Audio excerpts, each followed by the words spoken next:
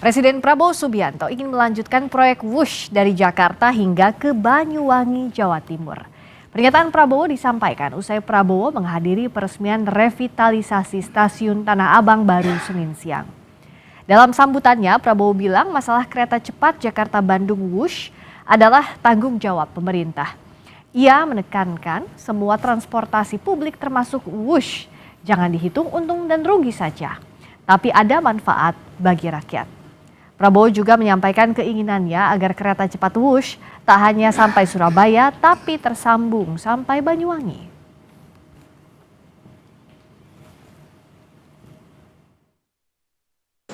Kalau utang Wush ditanyakan nggak Pak? Utang Wush minta pendapat. Insya Allah sampai Surabaya. Enggak, saya minta tidak hanya Surabaya, Banyuwangi. Ya, Banyuwangi. Pak tadi ngobrol sama penumpang KRL ya Pak? Surabaya itu zaman dulu, sekarang saya Banyuwangi. Pak. Presiden Prabowo Subianto akan melanjutkan proyek Wush dari Jakarta hingga ke Banyuwangi, Jawa Timur. Kita bahas lebih dalam terkait hal ini bersama anggota Komisi 6 DPR, Fernando Ganinduto, dan Direktur Ekonomi Selyos, Nailul Huda. Selamat malam, Pak Fernando juga Mas Huda. Malam, Mbak Friska. Masih ngomongin Wush kita. Kalau Pak Prabowo bilang akan ambil tanggung jawab, Mas Huda bacanya seperti apa? Tanggung jawab seperti apa yang bisa diambil alih dalam kondisi seperti ini? Ya, sudah pasti kalau yang namanya proyek nasional, yang dia multi years kan, baik itu dari sisi pembangunan maupun pendanaan, maka yang bertanggung jawab adalah presidennya. Itu sudah pasti. Tidak perlu Prabowo sampaikan saya akan bertanggung jawab, itu sudah pasti harus tanggung jawab. Karena kan sebagai pimpinan negara kan ya sudah sewajarnya dan sudah ya bisa dibilang ya memang harus tanggung jawab Pak Prabowo. Nextnya uangnya siapa yang dipakai buat utang Wush? Ini kan B2B skemanya. Ya, nah makanya ini yang masih mengambang dari pernyataannya Pak Prabowo yang bilang akan tanggung jawab dan uang 1,2 T itu tidak masalah. Nah, apakah ini dengan skema APBN atau dengan Danantara? Ini yang masih belum terjawab. Nah, kalau kita sampaikan, berkali-kali juga disampaikan bahwa seharusnya ini skemanya B2B. Danantara bisa menghandle ini, dan Danantara kan juga undernya Pak Presiden.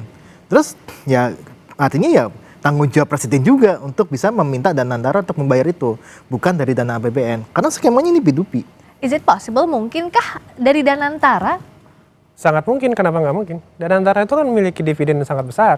Dan Danantara bukan hanya memiliki dividen aja, mereka punya corporate action sebagai holdingnya dari KAI, PTPN, dan seluruh konsorsium ini kan. Mereka punya kapasitas untuk melakukan ini. Dan menurut saya Mbak Friska, ini KCC ini hal kecil untuk Danantara. Jadi menurut saya nggak usah khawatir. Hari ini statement saya di 2 minggu terakhir ini termasuk di Kompas TV juga itu terjawab hari ini bahwa Pak Presiden jelas menyatakan bahwa rakyat Indonesia tak perlu khawatir karena setiap kali saya jadi narasumber juga saya menyatakan hal yang sama bahwa rakyat Indonesia tidak perlu khawatir karena ini akan selesai dalam waktu dekat. Gitu. Apakah mungkin dalam artian begini karena kan sekarang juga ada yang diinginkan Pak Prabowo tidak hanya sampai Surabaya juga sampai Banyuwangi. Kuat nggak secara fiskal kita? Harus pasti kuat. Karena kuat. Dengan banyaknya proyek-proyek andalan Pak Prabowo masih bisa. Statement Pak Prabowo hari ini merupakan sebuah statement patriot yang sangat hebat sekali menurut saya. Dia sangat bertanggung jawab. Dia bilang ini dia udah tahu permasalahannya, dia akan handle semua. Itu saya rasa sebuah statement yang sangat berani sekali dan hebat sekali menurut saya. Jadi kita patut apresiasi bahwa kemudian proyek ini akan lanjut ke Surabaya dan Banyuwangi itu menurut saya harus karena ini kan proyek moda transportasi bukan untuk hiburan ini bukan hanya hiburan dari Jakarta Bandung aja ini kan moda transportasi Mbak Friska ini artinya proyek ini harus terus berjalan sampai Surabaya sehingga masyarakat Indonesia itu bisa menggunakan ini sebagai moda transportasi bukan sebuah hanya hiburan kereta cepat aja gitu. Ya. Untuk public service obligation ini kita setuju memang ada kemanfaatan untuk transportasi publik tapi kan pada praktiknya tadi untuk membayar utangnya bagaimana? Kalaupun Danantara, apakah ia mau dari Danantara skemanya? Ada banyak tadi proyek yang saat ini sedang jadi prioritasnya Pak Prabowo. Ada banyak program yang jadi prioritasnya Pak Prabowo. Ya, yang pasti adalah sebenarnya ini kan jadi masalah ketika PT KAI itu ngobrol sama DPR. Gitu kan. Ngobrol sama DPR. Bom waktu itu yang disampaikan. Bom waktu dan sebagainya. Nah, terus kemudian ini disambut oleh publik bahwa ini hutangnya seperti apa nanti.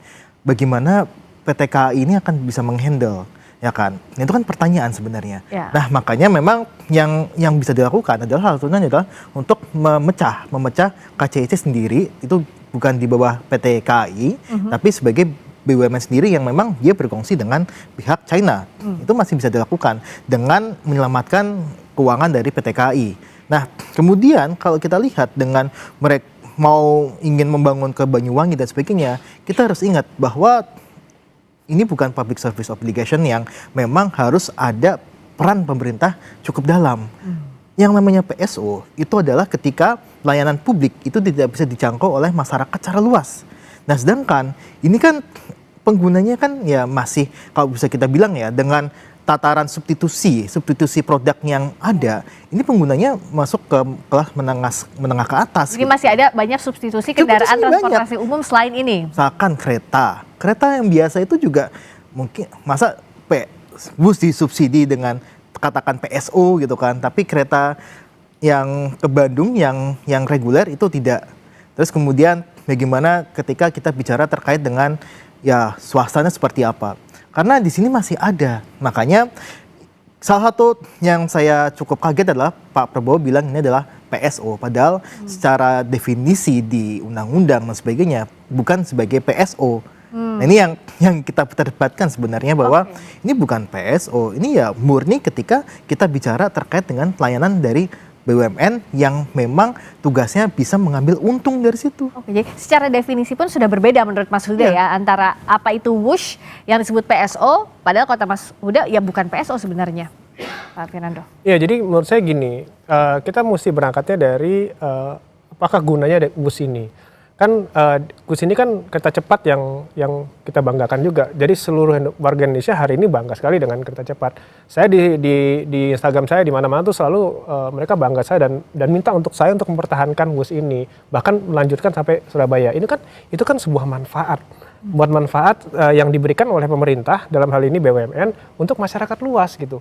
Jadi menurut saya ini suatu benefit bahwa kemudian tuh harganya mahal dan seterusnya, ya tentunya kan kita ada kereta yang biasa, kita ada moda transportasi yang lain gitu yang pemerintah menyediakan variasi untuk transportasi ini dari berbagai harga gitu. Jadi menurut saya ini harus terus dilanjutkan. Jadi ini kan bermanfaat besar untuk masyarakat Indonesia dan tentunya Pak Prabowo kan selalu memberikan ini kan terbaik untuk masyarakat gitu. Jadi, kita banyak yang juga terbantu dengan WUSH, dengan waktu tempuhnya jauh lebih pendek, lebih efektif.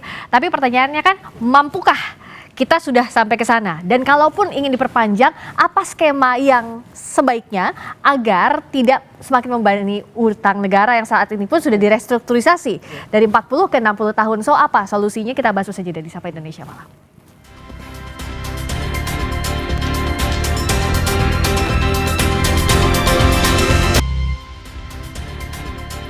Presiden Prabowo akan melanjutkan proyek WUSH dari Jakarta hingga ke Banyuwangi, Jawa Timur. Kita masih membahasnya lebih dalam terkait hal ini bersama anggota Komisi 6 DPR Fernando Gadinduto dan Direktur Ekonomi Selyos Nailul Huda. Membahas yang tadi, kalau dilanjutkan oke ada asas kemanfaatannya, tapi kita sudah mampu atau belum Mas Huda? Jadi apa yang harus hati-hati betul kalau memang melanjutkan ini dan bagaimana selesaiin utang yang kemarin itu? Ya, yang pertama adalah pasti harus menyelesaikan masalah yang terkait dengan Jakarta-Bandung terlebih dahulu. Harus clear bahwa 1,2 T itu diambil dari mana dananya. Per tahun ya? Per tahun ya. Per tahun itu diambil dari mana. Sehingga nanti untuk yang proyek berikutnya, kita pasti akan betul mendukung ketika ada pembangunan transportasi massal yang memang baik bagi banyak orang transportasi dan sebagainya. Nah, tapi masalahnya adalah pembangunannya ini yang jadi masalah. Ketika ini menimbulkan kerugian-kerugian yang memang ditanggung oleh BUMN. Nah, ketika kan harusnya kan kalau kita bicara proyek kan harusnya nggak sampai rugi lah gitu kan. Kita kalau bisa untung gitu bahkan kan. Bahkan kalau kita lihat sebenarnya ketika pun dikatakan ini masih merugi dan sebagainya, ini harus dihitung ulang, kalkulasi ulangnya tuh yang penting Mbak. Karena gini, karena perkiraan awal dari PT KCIC itu adalah 30.000 penumpang per hari. Sekarang itu cuma 16.000 maksimal. 16.000 gitu. Sepertiga itu pun maksimal. Maksimal gitu kan, bahkan ada yang lebih turun lagi dan sebagainya. Bahkan di Senin yang harusnya ya peak hour itu nggak tembus juga gitu. Nah artinya ini perlu kalkulasi ulang apakah memang pangsa pasarnya ada. Nah, kadang kalau kita lihat pembangunan infrastruktur di Indonesia, terutama di zamannya Pak Jokowi ya, itu tidak mempertimbangkan pasarnya. Kita lihat salah satunya apa coba? Yang paling ketara adalah Bandara Kertajati. Pangsa pasar seperti apa? Tiba-tiba ada bandara di situ, tidak memikirkan pangsa pasar, yang akhirnya sekarang sepi. Nah, ini sama seperti itu. Jadi memang kalau kita lihat, ketika mau membangun sebuah proyek itu harus dilihat pangsa pasarnya seperti apa. Jangan sampai pangsa pasar yang nggak ada, rendah, tapi kita paksakan dengan biaya yang tinggi. Nah, makanya ini jadi ya tadi boncos-boncos terus yang pada akhirnya kita membayar hutang yang tinggi, dan lagi-lagi siapa yang membayar itu juga belum jelas. Rekalkulasi ini seperti apa sih kalau dari DPR mendorongnya agar siapa yang bayar utangnya pun juga ini masalah servis untuk publik, tapi juga harus dihitung dong, jangan sampai rugi terus tiap hari. Saya sepakat dengan Mas Huda bahwa ini harus dihitung ulang. Tapi Mas Huda mesti tahu juga di dalam bisnis itu agak jarang kalau bisnis langsung di tahun pertama, tahun kedua langsung untung signifikan, itu agak jarang. Apalagi kita bicara moda transportasi seperti ini. Mbak Friska bisa cek di seluruh dunia namanya bisnis moda transportasi ini nggak ada yang untung signifikan. Itu untungnya tipis-tipis saja gitu. Itu namanya moda transportasi. Itu yang pertama. Yang kedua masalah pendapatan, masalah sales. Mas Huda juga harus tahu juga kita punya TOD yang bisa kita menghasilkan uang di luar tiket. Itu belum maksimal Mbak Friska hari ini. Karena kita bicara baru 2 tahun. Itu kan membangun TOD itu nggak hanya 2 tahun, itu panjang itu perjalanannya. Jadi dengan TOD yang kita bisa bangun dan kita menghasilkan uang di luar tiket itu bisa menghasilkan uang juga Mas Huda. Jadi kita perlu waktu untuk sampai sana. Lalu masalah yang tadi Mbak Friska juga sempat nanya, sanggup nggak kita bikin sampai Surabaya? Saya rasa gini Mbak Friska, hari ini orang yang paling paham uang keuangan Indonesia itu adalah Pak Prabowo Subianto namanya, Pak Presiden kita gitu. Jadi kalau hari ini dia udah menyatakan bahwa kita sanggup, kita punya uang banyak, apalagi yang kita mesti curigai, apa kita khawatirkan gitu. Itu pas Pak Prabowo udah ngomong seperti itu, ya beliau lebih tahu, paham keuangan negara kita. Jadi nggak usah khawatir masyarakat Indonesia. Jadi kalau beliau menyatakan sampai Banyuwangi, pasti sampai Banyuwangi saya pastikan. Gitu. Apakah oke gas aja langsung sampai Banyuwangi? Nggak usah khawatir, ada kekhawatiran di publik gitu kalau kita lanjutkan. Yang pertama adalah kita sudah banyak contoh lah sebenarnya pembangunan transportasi di Indonesia itu bisa kita bilang tidak dengan, ya bisa kita bilang nampaknya tidak prudent. Contohnya LRT Palembang. Satu tuh dari Palembang, kereta bandara Jakarta itu sepi juga kan. Berapa tahun itu? Lama banget kan. Ya. Nah itu bentuk kerugian. Nah yang dari Palembang juga akhirnya siapa yang tanggung jawab dan sebagainya, itu lembar-lembaran juga. Itu baru satu. Nah yang lembahnya banyak. Sama aja seperti kereta api cepat ini gitu kan. Nah yang kedua adalah terkait dengan tadi ya, apakah sampai Banyuwangi dan sebagainya. Nah saya menarik tadi Pak Prabowo juga ditanyain sama wartawan bahwa Pak kalau kereta api di luar Jawa seperti apa? Jawabannya kurang tegas, bahwa dengan jokes mengambil topinya Pak Menhub ya kan, terus dia seolah-olah kuat nggak nih? Nah pada akhirnya kita menduga bahwa memang yang dikejar adalah ya kereta cepat ini. Tapi kalau sebagian bilang bahwa termasuk Pak Jonan ketika awal bus itu sampaikan bahwa yang perlu kita bangun dulu adalah kereta api di luar Pulau Jawa. Nah ini juga perlu yang dana yang cukup besar. Makanya tadi kalau misalkan PT KAI dicabut aja, dia tidak diberikan beban KCIC itu didirikan sendiri gitu kan. Nah ini bisa untuk KAI itu bisa lebih luas lagi untuk mengembangkan kereta-kereta api yang ada di luar Pulau Jawa gitu kan. Karena ini sangat urgent juga, dibutuhkan juga gitu kan. Kita Sulawesi masih belum juga kan, belum ada juga gitu. Sulawesi misalnya begitu. Iya Sulawesi. Tapi kita harusnya punya dananya untuk itu prioritasnya. Ya, kalau saya prioritas untuk membangun yang tertinggal terlebih dahulu lah gitu kan. Yang belum ada dulu. Yang belum ada gitu kan. Sulawesi meskipun ya kalau kita bilang juga harus dihitung juga soal pangsa pasarnya seperti apa, marketnya seperti apa gitu kan. Tapi kalau itu ya bisa dibilang ya kalau nggak tinggi-tinggi amat harganya mungkin bisa naik gitu kan. Nah inilah yang sebenarnya kebijakan publik itu kan terkait dengan prioritas. Ya. Prioritas mana yang akan didahulukan sama Pak Presiden itu yang jadi. Kenapa kita bicara prioritas ini Pak Fernando? Agar kita itu menyelesaikan masalah bukan dengan masalah yang baru lagi. Betul. Termasuk untuk yang Banyuwangi. Apa kalaupun iya, apa yang DPR harus dorong agar tidak ada masalah baru sementara utang kemarin juga masih harus dipikirkan? Tentu yang kami dorong, kami akan mengawasi secara intens mengenai ini gitu. Kan ini kan cost of run yang kita hadapi di WUS ini kan sebuah pelajaran yang sangat berharga sekali untuk kita gitu. Jadi kita pastikan nanti pada saat kereta cepat ini diperpanjang sampai Jawa Tengah maupun Jawa Timur maupun sampai Banyuwangi, itu kita pastikan bahwa tidak ada cost of run seperti ini atau ada korupsi atau apa, saya nggak tahu yang menyebabkan harga ini menjadi besar gitu. Itu akan kita awasi gitu. Saya pastikan kami di Komisi 6 pasti akan mengawasi ini semua gitu. Saya pastikan bahwa BUMN ini harus bekerja dengan baik supaya bisa memberikan terbaik kepada masyarakat dari moda transportasi ini gitu.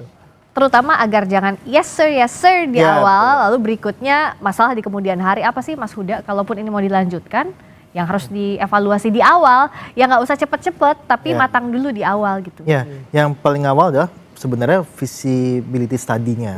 Itu harus prudent.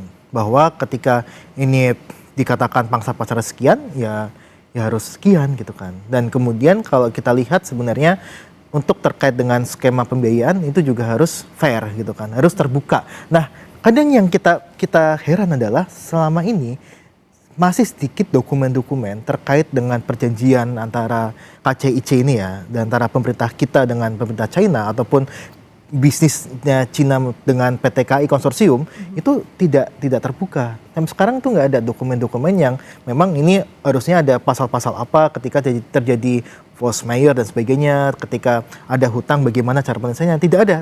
Itu makanya memang yang harus kita dorong adalah transparansinya. Nah, kita titipkan juga ke Mas Nando sebenarnya bahwa transparansi ini harus dibuka ke publik gitu kan. Nah, ketika beliau nanti akan kunjungan ke lapangan dan sebagainya, itu kita harapkan memang ada dokumen-dokumen yang bisa kita pelajari, yang publik kita bisa baca sehingga semuanya clear, tidak ada yang tertutupi, dan kita ya mendorong bahwa ya ini harus diselesaikan secara B2B tetap. Kalau Ketua DPR menyambung yang tadi, Bu Puan sudah bilang bahwa akan segera dievaluasi untuk WUSH ini. Kapan dan bagaimana? Kami sebelum reses kemarin, kami kan baru paripurna hari ini, baru masuk hari ini ya. Jadi kita sebelum reses kemarin itu, Komisi 6 sudah menjadwalkan kunjungan kerja ke KCIC di hari Jumat besok. Jadi Jumat besok ini ke sana ya? Iya, di tanggal 7 besok ini. Termasuk saya juga akan ke sana gitu. Jadi kami akan benar-benar ketemu kepada KCIC, KAI dan seluruh yang terkait dengan kereta bus ini. Kami akan menanyakan, Mas Huda, ntar dan jangan khawatir, saya akan tanyakan semua itu. Saya akan apalagi Pak Bobi kan baru ketemu Pak Presiden kemarin ini. Kami pengen tahu juga apa yang disampaikan Pak Presiden, itu akan kami tanya juga gitu, supaya gimana caranya kereta bus ini terus jalan, nggak ada masalah lagi gitu. Karena Pak Presiden kan hari ini udah bilang ini nggak ada masalah, kita akan selesaikan semua. Nah, dengan cara apa? Nah, ntar kita akan tanyakan hari Jumat besok. How-nya bagaimana? Nanti kita tunggu jawabannya hari Jumat, akan jadi headline kayaknya ya kunjungan DPR ini ke sana. Terima kasih Pak Fernando Ganinduta, terima kasih juga Mas Nailul Huda sudah hadir di Sapa Indonesia Malam.